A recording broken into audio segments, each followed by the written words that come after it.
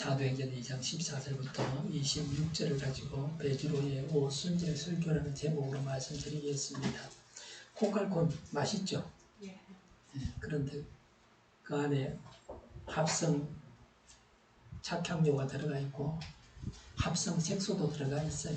제가 만약에 사장이라면 천전색소를 쓸 겁니다.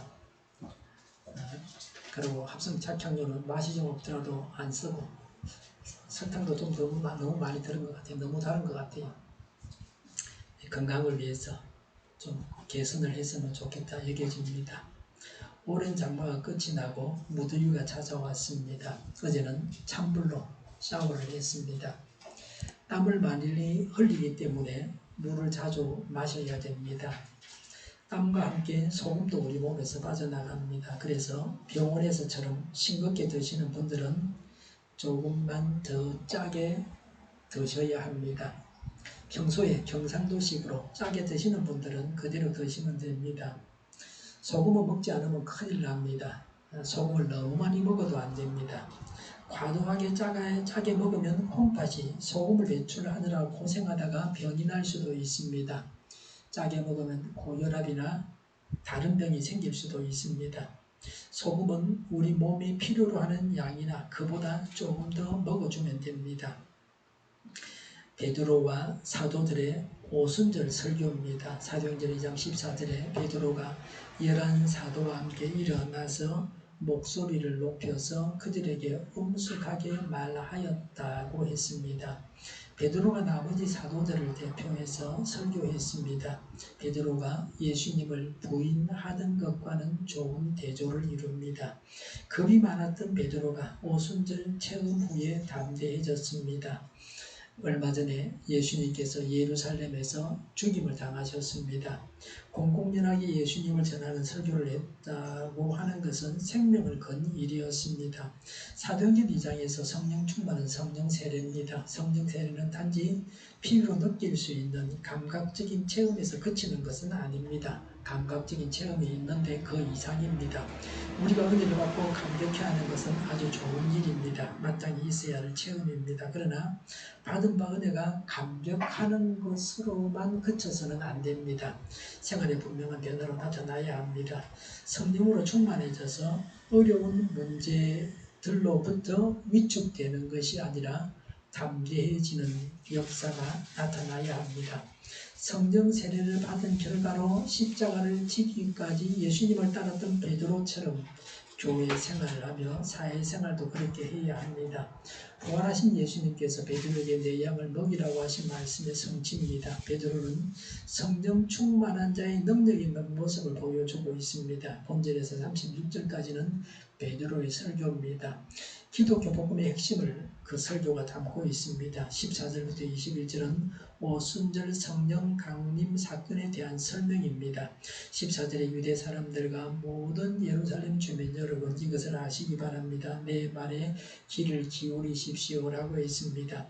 예루살렘에 있는 모든 사람을 두고 한 말입니다. 세계 각지에서 온 순례객들과 예루살렘에 사는 사람들에게 한 말입니다. 이들은 성도들의 방언을 매우 놀랍고 이상스럽게 생각했습니다. 베드로는 귀를 기울여서 들으라고 했습니다. 근성으로 들어서는 안 됩니다. 베드로와 사도들의 입을 통해서 나오는 하나님의 말씀을 경청해야 합니다. 15절에 지금은 아침 9시입니다 라고 했습니다. 유대인들은 아침 9시까지 아침 10시까지 금식을 합니다. 마스크 제대로 하세요. 코까지 덮어서. 예. 그러니까 거리가 필요하죠. 내릴 때는 거리를 걸어서 내려야 되지. 때가 덜 묻겠죠. 그렇게 하면요. 제가 그 거리를 150개 주문했어요. 필요하신 분, 저번에 안 받은 분들은 이제 드릴게요. 일반적으로 이 시간에는 음식을 먹거나 술을 마시는 것이 금지되었습니다. 유대인들이 전통적으로 하루 3번 기도합니다. 오전 9시, 정오, 오후 3시입니다. 오전 9시는 경건한 유대인들의 첫 기도 시간입니다. 15절에 그러니 이 사람들은 여러분이 생각하듯이 술에 취한 것이 아닙니다 라고 했습니다. 유대인들의 조롱을 반박하고 있습니다. 성령 세례를 받아 성령에 취했습니다. 술에 취해서 살아가는 사람이 있습니다. 술에 장사가 없습니다. 술병이 나고 그래서 생을 마감하기도 합니다. 성령님의 취한 것과 술 취한 것은 유사점이 있습니다. 에베소 5장 18절에 술 취하지 마십시오. 거기에는 방탕이 따릅니다. 성령의 충만함을 받으십시오 라고 했습니다. 성령 충만하면 술 취하지 않아도 살아갑니다. 믿지 않는 분들은 성령 충만하지 않기 때문에 술에 취해야만 살아갈 수 있습니다. 세상에는 술에 취해서 살아가는 분들이 있고 성령 충만해서 살아가는 사람도 있습니다. 베드로와 사도들은 무언가 취한 것 같은데 술 취한 것은 아니고 성령 충만한 사람입니다. 불신 세상에서는 볼 수 없는 하나님의 사람입니다. 제대로 믿는 사람이 이런 사람입니다. 사도행전 2장 16절에 이 일은 하나님께서 예언자 요엘을 시켜서 말씀하신 대로 된 것입니다 라고 했습니다. 오순절에 성령 세례 받은 것은 요엘의 예언이 이루어진 것입니다. 16절부터 21절은 요엘서 2장 28절부터 32절을 인용한 것입니다.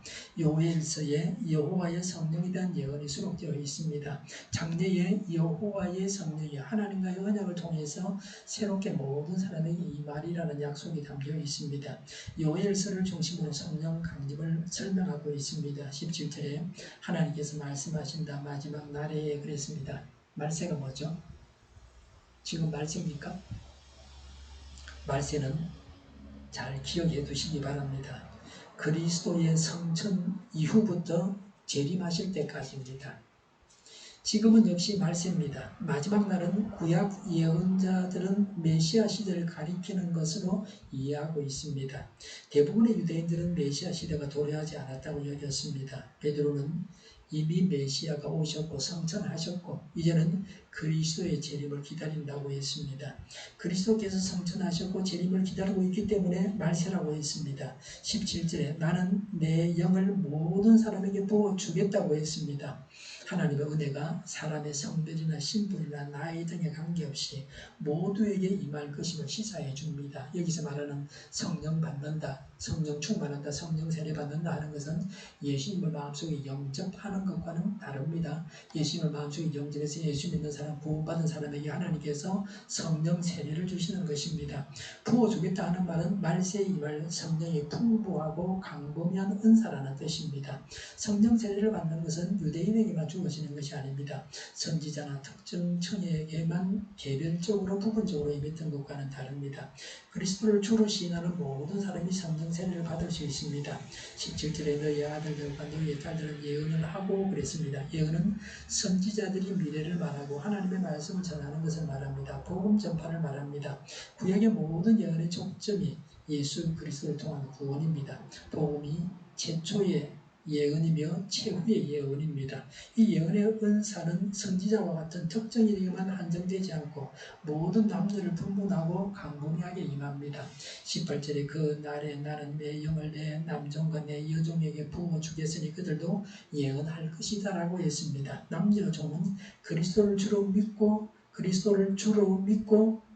하나님을 경외하는 모든 성도를 가리킵니다. 이들이 성령 세례받아 예언하게 되리라는 것입니다. 종말의 성령의 은사가 무차별적으로 임하게 됩니다.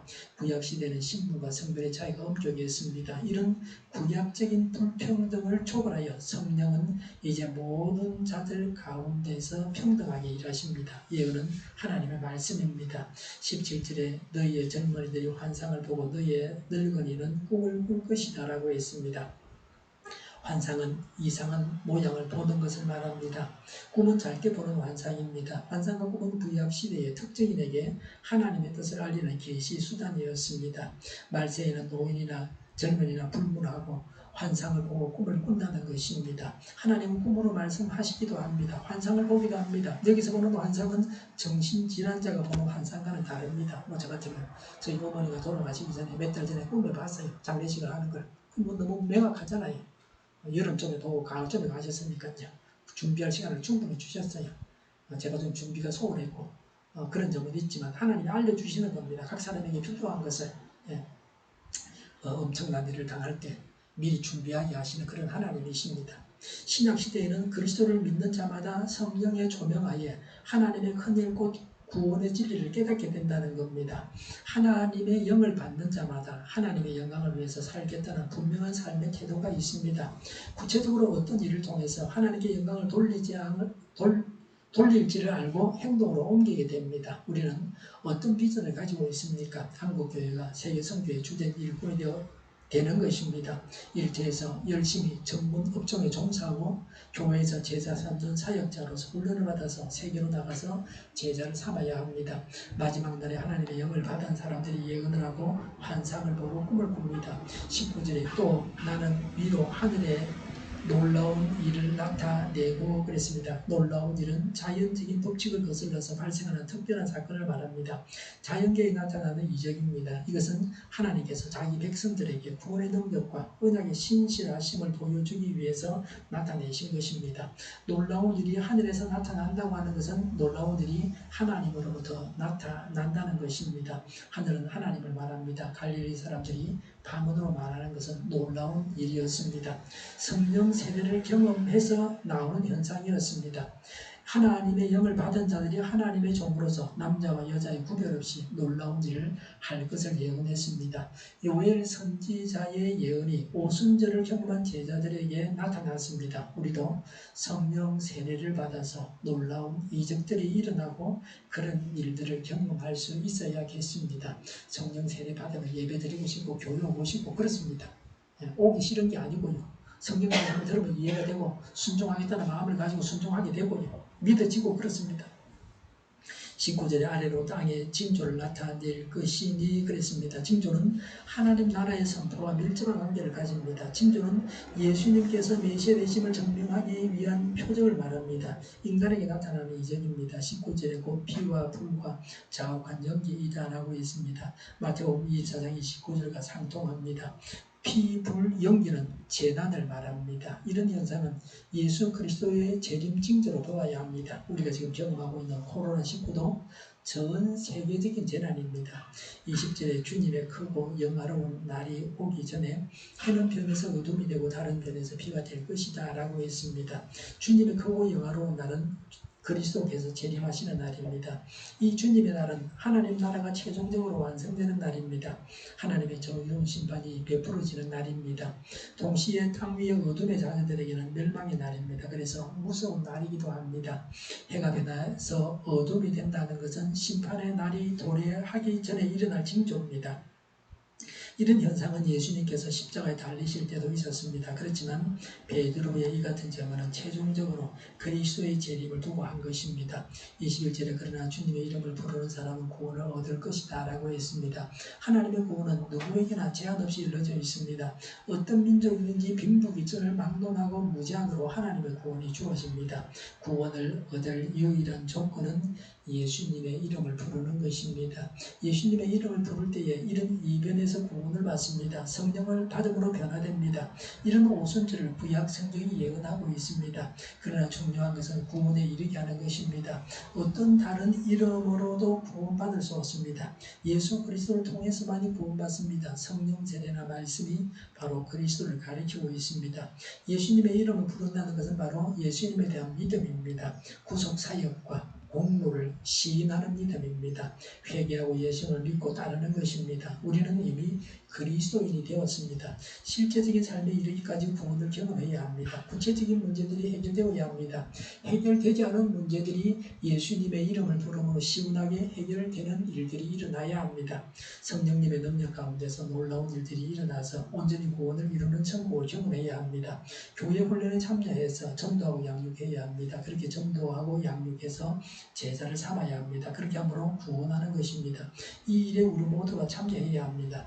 22절부터 36절은 베드로가 전한 복음입니다. 베드로는 예수님을 이렇게 전하고 있습니다. 사도행전 2장 22절에 이스라엘 동포 여러 번 그랬습니다. 이스라엘이라고 하는 것은 하나님의 언약의 대상이라는 사실을 상기시킵니다. 22절에 이 말을 들으십시오 그랬습니다. 베드로는 동족들에게 복음을 전했습니다. 우리도 우리나라의 복음화를 위해서 일해야 합니다. 특히 부산 경남 일대의 복음화를 위해서 일해야 합니다. 부산은 복음화율이 10%가 안 됩니다. 우리가 사는 지역은 복음화율이 아주 저조합니다.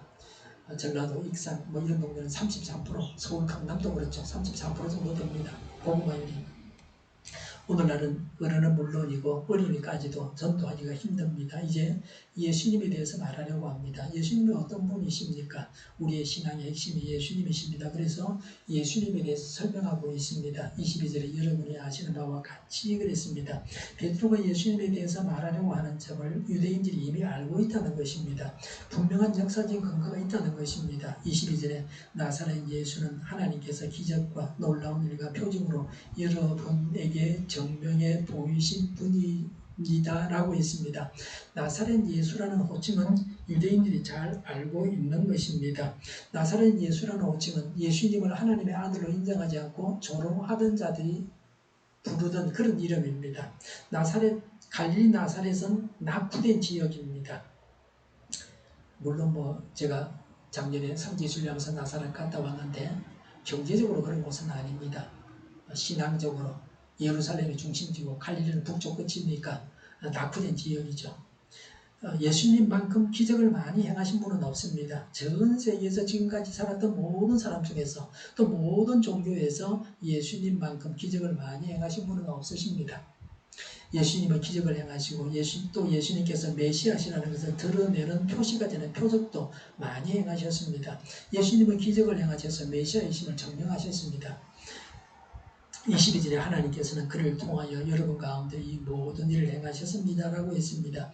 예수님의 배우는 하나님이십니다. 예수님께서 행하신 기적은 하나님께서 예수님을 통해서 하신 일입니다. 예수님을 대적하던 사람들은 예수님께서 귀신 들렸다고 했습니다. 예수님은 귀신의 능력으로 일하신 것이 아니십니다. 하나님의 능력으로 일하셨습니다. 지금 서울에 코로나가 많이 퍼져나가고 있고 부산도 사실은 이제 안전지대가 아니고 영도도 그렇습니다. 러시아 선언으로 인해서 그렇고 이청도 마찬가지예요. 옆에 지금 러시아 무역상이 있는데 여기서 들어올 때 이제 마스크 써야 되나 그런 생각을 지금 저도 하고 있습니다. 23절에 하나님이 정하신 계획을 따라 미리 알고 계신 대로 된 일이지만 이라고 했습니다. 예수님께서 죽임을 당하신 것은 유대인들이 죽인 것이지만 하나님께서 정하신 것이요 계획된 대로 된 것입니다. 하나님께서 미리 알고 계신 대로 된 것입니다. 하나님께서 허락하신 일입니다. 우연히 된 일이 아닙니다. 23절에 여러분은 그를 무법자들의 손을 빌어서 십자가에 못 박아 죽였습니다 라고 했습니다. 무법자라는 말은 죄인 또는 이방인과 같은 의미의 말입니다. 무법자는 모세의 율법을 알지 못하거나 지키지 않는 자들입니다. 고의로 범죄하는 자들입니다. 악인들입니다. 예수님께서 로마 군병들에 의해서 사형을 당하셨다는 말입니다. 그 배우는 유대 지도자들입니다. 유대 지도자들도 예수님을 죽이기 위해서 불법을 행했습니다. 예수님을 죽이는데 가담한 자들은 다 무법자들이었습니다. 정당한 재판이 아니었습니다. 불법적인 방법으로 재판을 해서 예수님께 사형을 언도했습니다. 죄 없는 예수님을 죽였습니다. 예수님을 죽였다는 것이 불법입니다. 예수님을 죽인 자들에게는 책임이 다릅니다. 이 세상에서 죄인은 죄값을 지불해야 합니다. 죄 없이 죽는 사람이 없어야 합니다. 의인을 죽이는 것은 죄입니다. 아벨의 피로부터 지금까지 많은 의인들이 죄 없이 죽임을 당했습니다. 오늘은 어떤 모양으로든지 간에 죄 없는 자를 죽여서는 안 됩니다. 법이 공평하게 적용되어야 합니다. 니편대표 가리지 말고 공평하게 적용되어야 합니다. 24절에 그러나 하나님께서는 그를 죽음의 고통에서 풀어서 살리셨습니다. 하나님께서 예수님을 부활하게 하셨습니다. 예수님은 하나님이십니다. 그리고 예수님의 부활도 하나님께서 하신 일입니다. 24절에 그가 죽음의 세력에 사로잡혀 있는 것은 있을 수 없는 일이기 때문입니다. 라고 했습니다. 예수님은 하나님이신데 죽음의 세력에 잡혀 있을 수 없었습니다. 25절 간주에 시편 16편 8절부터 11절 70인역이라고 했습니다. 그러니까 70인역 번역에서 구약성경 시편 16편 8절부터 11절 70인역 번역에서 인용했다 이 말이죠. 구약을 알아야 신약을 알고 예수님을 알 수 있습니다. 사도행전 2장 24절에서 메시아가 사망에서 해방될 것을 말했습니다. 그래서 25절부터 29절은 24절을 입증하기 위해서 정빙 자료를 제시하고 있습니다. 시편 16편 8절부터 11절을 인용한 말씀입니다. 당시 유대 랍비들은 시편 16편을 메시아에게 적용하지 않았습니다. 그래서 시편 16편은 메시아 예언이라고 하는 것을 밝히려고 했습니다. 베드로의 해석은 종교의 가르침을 뒤집었습니다. 그리스도의 죽으심은 이스라엘 민족 해방을 위한 것이 아닙니다. 예수님의 죽으심은 하나님의 계획하에서 성경에 예언된 사건입니다. 성경을 하나님의 안목을 가지고서 제대로 봐야 합니다. 다윗 왕은 이스라엘 사람들이 가장 존경하는 사람입니다. 그런 다윗 왕이 계시한 그리스도를 죽인 그 이스라엘의 죄가 아주 중대하고 심각함을 간접적으로 깨우쳐 주기 위함입니다. 25절에 다윗이 그를 가리켜 말하기를 이라고 했습니다. 다윗이 그의 우선으로 오실 메시아에 대해서 말했습니다. 다윗은 예수님보다 1000년 정도 먼저 태어났습니다. 다윗은 주전 천정경의 사람입니다. 예수님의 조상 다윗입니다. 인간 혈통으로 따져볼 때 다윗은 예수님의 조상입니다. 다윗은 구약 시대에 하나님께서 가장 사랑하신 인물 중에 한 사람입니다.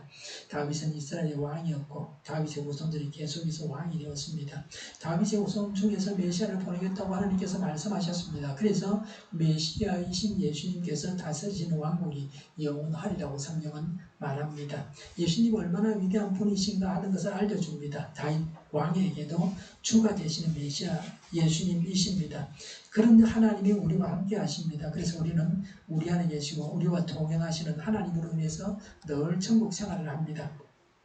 25절에 나는 늘 내 앞에 계신 주님을 보았다라고 했습니다. 여기서 나는 예수님입니다. 주는 성부를 말합니다. 성자도 하나님이시지만 성부에 대한 아들로서의 상대적 위치를 명확히 합니다. 우리도 늘 영안을 가지고 하나님을 배워야 합니다. 하나님이 보이지 않는 것이 문제입니다. 25절에 나를 흔들리지 않게 하시려고 주님께서 내 오른쪽에 계시기 때문이다 라고 했습니다. 우편에 계신다는 것은 밀접한 관계라는 것입니다. 언제나 힘이 되고 도움이 되는 것을 말합니다. 재판석에서 피고 곁에 변호인이 늘 따르는 모양과 같습니다. 성부는 메시아와 같이 계셔서 예수님의 구속 대업을 완성시키십니다. 이 말씀은 다윗 자신의 신앙 생활의 경험이기도 했습니다. 하나님께서 늘 나와 함께 하시는 것을 알고 확신해야 합니다. 26절에 그러므로 내 마음은 기쁘고 라고 했습니다. 마음은 원래 육적 생명의 중심입니다. 신약에서는 사람의 뜻, 감정과 사상 등의 보금자리를 가리킵니다. 하나님이 같이 계실 때에 사람의 이런 내적 감정은 기쁨으로 찹니다. 예수님께서 무법자들의 손에 의해서 죽임을 당한다고 해도 그것 자체가 하나님의 정하신 계획 가운데 있습니다. 부활하셔서 하나님의 우편에서 만물을 통치하시기 위한 가정으로 기뻐할 수 있었습니다. 십자가는 부활의 영광을 누리게 합니다. 그래서 고난 중에도 기뻐합니다. 26절에 내 혀는 즐거워하였다 하고 했습니다. 입술로 하나님을 찬양하는 것 자체가 희력이 된다는 말입니다. 이것이 온전한 예배의 태도입니다. 늘 하나님을 찬양합시다. 지금도 하나님을 찬양합시다. 고난 중에도 찬양하면 즐거워집니다. 즐거워서 찬양하는 것이 아니라 찬양하면 즐거워집니다. 물론 즐거워도 찬양해야 합니다. 찬양하면 하나님의 능력이 나타납니다.